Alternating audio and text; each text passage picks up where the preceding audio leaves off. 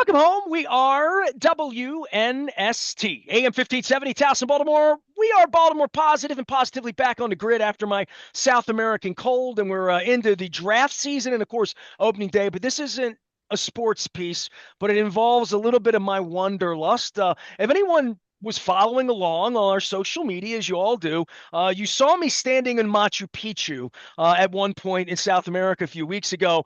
Much of it inspired by my love of rock and roll and my South American background being of Venezuelan descent. But I really wanted to see some new countries. I wanted to get away from Trump. And Bryan Adams tours the world. Everybody knows what a big Bryan Adams fan I am.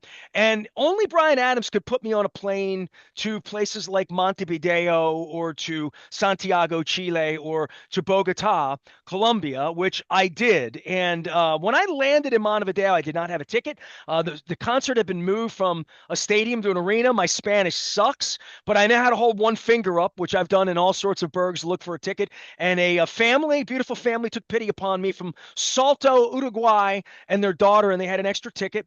And I got in. And I got into the arena in Montevideo, and we all got shuttled because they had moved the tickets. And the lights went down, and I've seen Bryan Adams 75 times in 50 different places. And I'm like, that's not Keith Scott. Who's that guy? And I opened up my phone in the middle of the show, and I'm speaking Spanish to the gal next to me. And I'm like, El otro, musico. My Spanish sucks. And I looked up Luke Doucet, who is on Tiny Desk with Sarah McLachlan a couple of months ago. I almost saw him perform at the Met with her last fall. And I looked at the background of Whitehorse and the Juno Awards, and I'm like, Bryan Adams would have a pretty accomplished guitar player in his band. It is my pleasure to welcome you in from north of the border in Toronto. I don't know if you're still in the band, if you're going to South Africa or not. Bryan has since announced a bunch of dates. He's coming to Baltimore in August. But it is a pleasure for you to make a little bit of time out of the day to explain to me how it all happened, because I've seen little pieces at the Juno Awards with you and your wife, and it seemed like it was as big a thrill for you to be there as it was for me to score a ticket that night in Montevideo. Well, first of all, thank you very much for having me on your show.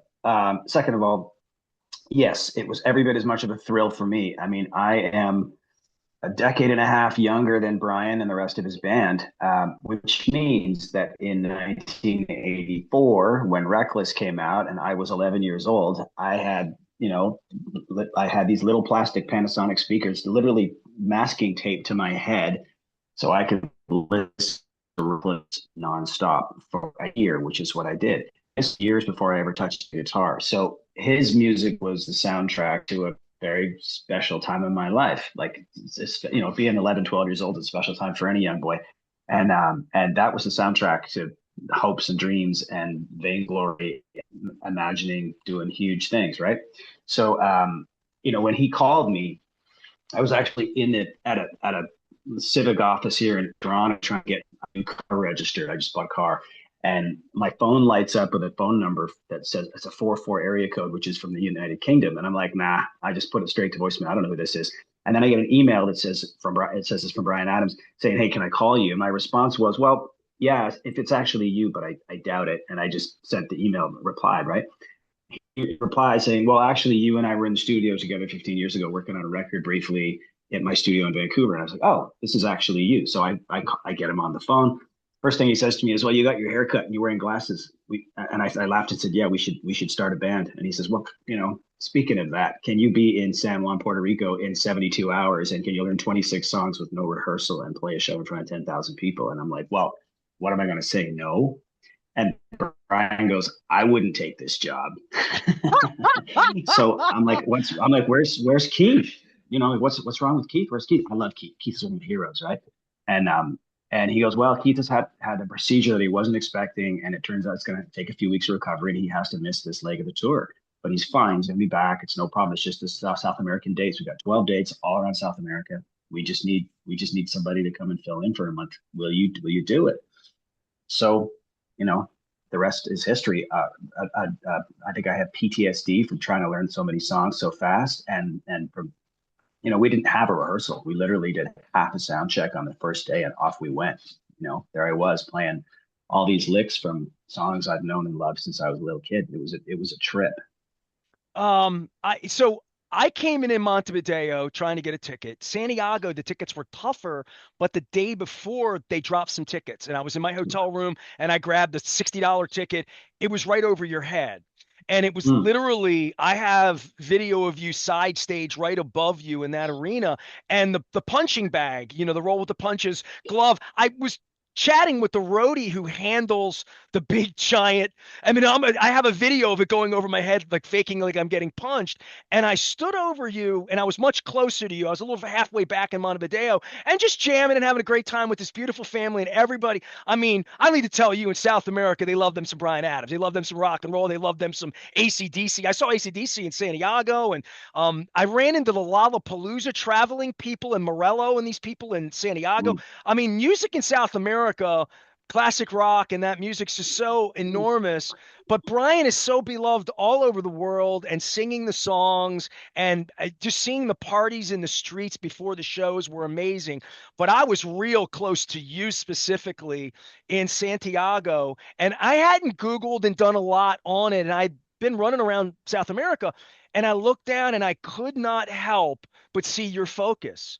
That I'm like, dude, he's not even looking at Bryan. Like, he is really, like, he's the new dude in the band that just really wants this to be awesome. yeah. And all the cues where Keith will come out and do the Keith thing that you love, that I love, and all of that stuff that he does, you weren't doing it. And I'm like, I don't know this guy's gig, but he just joined the band, and like, this has got to be the toughest gig on earth. And I was in Yeah. a band for a period of time, and I literally, my guitar player cut my hair an hour ago, and we talked about you, and he's like, and he loves Rush and Van Halen. He can play the licks. He's like, if they called me and I had to learn to, I don't know that I could do that. And for you, Yeah. give me that 72 hours, because I almost came to the Puerto Rico show because I had points on Southwest, and I'm like, shit, that's not exotic enough. That doesn't sound like Montevideo and Buenos Aires and Santiago. So I wound Yeah. up taking the long road, but Yeah. I was almost in Puerto Rico in that period of time, and I can't imagine those 72 hours for you, your wife, in general. Well, I mean, first of all, like, we got kids and there's life. And the fact that I was registering a new car, like, these things take time.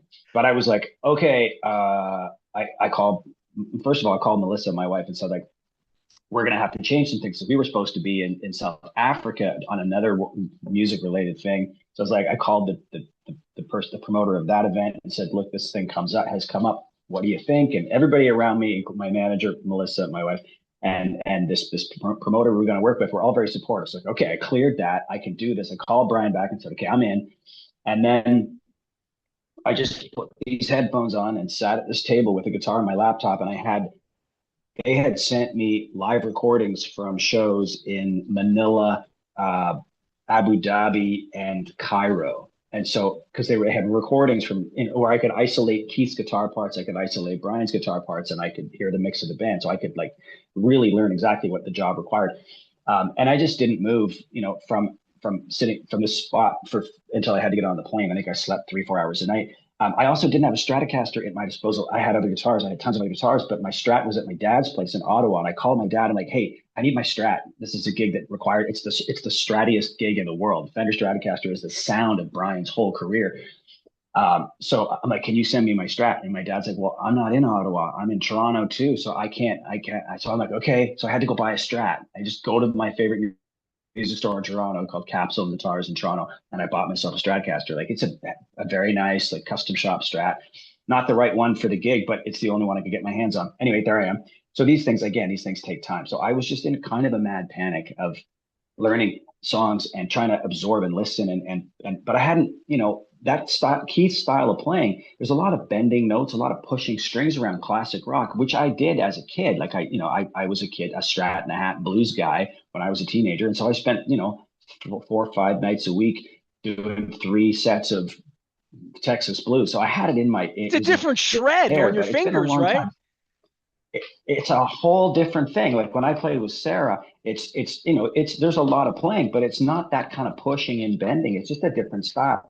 So I had to go out and find that, but my calluses weren't ready. So, like, by the time I finally got off the plane in San Juan and get on stage, not only am I about to play 27 songs I've never played before in front of an audience of 10,000 people on no rehearsal? But my fingers, like, play it till your fingers bleed, right? And almost literally, my fingers were swollen. I could barely touch the guitar. And I was like, okay, well, this is it. I got to get through this. And it was like the kind of pressure cooker situation that you don't ever. It's like, we had nightmares about plane crashes and falling off high buildings because it's the only way to prepare yourself for a situation that if you ever experience it in life, you might not survive anyway. So you have to practice it in your nightmares. Otherwise, you get no experience to prepare yourself for these eventualities. It was kind of like that dream you have where you got no pants and you're standing on stage in front of people and your pedals aren't plugged in and you didn't learn the songs. It was sort of like that in real time. You were watching. I don't use an iPad when I play because I'm trying to learn the songs you show up ready to play, and it's an experience with the audience and your band members. You don't stare at a screen when you're playing music, for me personally. But I had no choice on this gig. I had an iPad which had my notes on it, and obviously certain songs I didn't need the notes because if I'm playing "Run to You" or "It's Only Love" or "Summer of '69," like I know those songs in my bones, like you do. Like once I find them, it's good. I don't need to look at the notes. But that's a bunch of songs, 27 songs. So like there were just certain, and Bryan would say to me, like, he would point out to the ego ramp, like, go. And I'm like, okay, yeah, of course, you're the boss. I'll do whatever you want. But my notes are 200 feet back that way. And at the end of the solo, it goes to the bridge. Is it going to the D minor or is that going to the F? I can't remember. I've got to run back and look at my notes. So I was reluctant to do all the key stuff, the showman stuff. Like, obviously, like when Bryan's like, dude, go. I'm like, okay, yeah, man, I'll go. But I was panicking. Like, I got to make sure I know what's happening. So like, and there's video running underneath of a lot of his songs at the time too. There's a lot of video involved in his show. Yeah. Yeah. Tons of video. So, it was a combination of things. We talked about it, Bryan. I was like, if I'm reluctant to go, it's not because I'm shy. It's because I'm reluctant to get too far away from my notes. And he's like, right, that's good. You got to do that because you got to stay on track. I'm like, yeah. But he's like, here are the spots in the show and I want you to go. So just get ready. Like, so it was just I didn't, here I am in some of the most exotic cities. Like, what a beautiful part of the world, right? Like you described, Montevideo is a gorgeous city. Santiago is beautiful. Bogota is beautiful. Buenos Aires, amazing, right? Rio de Janeiro, like these are gorgeous places. And I really didn't leave my hotel room for the whole month because when we weren't playing or traveling, I was either sleeping or listening to Bryan's music or making sure I knew my job. Like, my list of priorities: get some sleep, practice, stay sane, personal hygiene, those things. I didn't have room for number 5, which was like, go and experience South America. I didn't have room for that. I did that for you, Luke. Luke Doucet is here. He filled in Bryan Adams' band, and it's absolute pleasure to hear these stories because I'm a fan of the band. I guess I'd be considered some sort of super fan. I've never met Bryan. I've only spoken to him once. He took my requests in Lake Tahoe 3 years ago. I was at a show in the pit. He said, what do you want to hear? And when I thought of you in the band and having been in a band myself, and I thought the amazing part is how studied those cats are, that they had just done all the albums together. They had just done Royal Albert Hall where they recorded full albums of Reckless, Cuts Like a Knife, Waking Up the Neighbors. So they knew all the B tracks. They knew everything. And I'm thinking how hard it would be for you to step in there on a month's notice, on a couple of months' notice, but on 3 days. The most unfamiliar songs to you are probably the same to me, which are the newer songs. And that's stuff that Bryan wanted to feature and roll with the punches and all the lights and the tricks that come with the show that you helicoptered into. Did they have to cut a song because just like, I can't learn it? Or like, was there just no doing any of that? Because I noticed the set list didn't change much. Bryan begins on the B stage and look, Bryan and Gary could travel the world, just them and a piano. And they've done this for years where they're just, incredibly rehearsed at what they do. Yeah. And Bryan sings like I can't imagine anyone better that's more consistent than working with Bryan. Yeah. No, he's such a force of nature. Like, he's just such a ball of energy. And as you know, like from watching him perform and listening to him sing, he's still singing the songs in the same keys that they were originally recorded in when he was a teenager. In some cases, when he was 19 or 20 years old, when he made Reckless, or he was in his early 20s. But he sings when he does "It's Only Love." As you know, he tells the crowd, like, I'm going to do Tina's part, and then he sings it like Tina. like Tina Turner. Like who can sing like Tina Turner? Nobody. Well, actually, Bryan Adams can, right? It's kind of unbelievable. So it and the band is lean. There's not a lot of fat, right? Like it's Bryan playing bass in half the show, and then Gary's playing bass on the mood bass for half the show when Bryan's playing guitar, and then it's just Pat on drums and then the guitar and me. So I love that because it It's a feels like a punk garage rock band. band, really. Yeah, It's right. a garage band. Yeah, it feels like AC/DC. Like when we're playing rock and roll, that's what they kept saying. It's like AC/DC. I'm like, no, I got it. But I like love it, love it. I mean, come on, what a joy, right? So it's motivating to want to play to want to play it in a sort of tough way, which I think is that's what I love. I mean, when it gets into the power ballads, it's such a zone to be playing those kinds of songs with him. Like it's the whole genre is in some ways defined by the way Bryan sings. And so my blood sort of runs cold with I just can't believe that I'm actually standing here playing heaven or playing, everything I do it for you. I don't know. It's a total trip. He was simultaneously the most supportive, like high fives, big hugs, like dude, you're killing it. You're doing such a good job. Everybody's like, you're doing such a good job. And then he would stop in the middle of the show and turn to me and say, "It's eighth notes." And I'm like, "Right, it's eighth notes." So he's very exacting. It was exactly what he wants, and he's going to tell you, "This is what I need right here. This is what I need right here." And then at some point he would say, "That's not the right part. You're not playing it right." I'm like, "Is it like this?" He'd be like, "Close. Change that. Like this, kind of like that, exactly." And so of course we would go through the specific details, and then other times, like for example, in the guitar solo during "Cuts Like a Knife," which is an iconic solo, he at one point he goes, "Don't play it like the record. Don't play it like Keith. Play it like you." I'm like, "Really?" Because I would do it like the totally different vibe if I was making a record and I didn't know the song already. He's like, "Yeah, yeah. I just want to hear what it would sound like if you wrote the song." And so it ended up being this kind of surf punk thing and he was like, "Love it. That's great." So on one hand, I'm like, I don't know when I need to be Keith Scott and when I need to not be Keith Scott. So it was a really fun creative job. Like what a blast. Like once I got over the terror of trying to make sure I knew what I was doing, it was a total joy of like, am I being creative or am I mimicking one of my heroes? And sometimes when he would say, Bryan would be like, "I just want you to do it your way." I'm like, yeah, but these Keith parts are so iconic. I really want to play these Keith parts. So, obviously Bryan's the boss. I did what he asked me, but it was fun. You're not going to South Africa next week. Keith is back and everything's cool. Keith's back. Everything's cool. You're out of the band. That's it. Fired. So in retrospect, and I have my own weird story about Bogota. I'll get to that in a minute as well. But having watched you do this and now talking to you for a minute, the thing that struck me, and I'm a huge Rush fan. So the night that the Junos happened, I saw you and your wife, and you showed up in my reels because that's the way the algorithm works, and it knows that I was with you guys because I put videos up. That the fact that it's over, and I saw you say like you couldn't even look at him because you might get demonstrably upset. It may hit you. He's singing "Everything I Do for You," and there he is, and the lights are out, and I'm screaming. Everybody's like, you might just lose your shit. I mean, like you said that, and I'm like, I gotta have this guy Yeah. on because like it. He played a song for me one night in Lake Tahoe, and he doesn't know how cool. It was the only one, by the way, which you didn't want me requesting that night, but you might have known that. It was a pretty good song. And he dug it, and they played it for me or whatever. And I still think of like of all the crazy stuff I've done interviewing David. I've done all sorts of crazy things in my life. The fact that Bryan Adams took my request that night, my wife wasn't even with me. She didn't believe it. I had to have it on video. That you were in this band, that it meant that much to you, that you didn't even look up.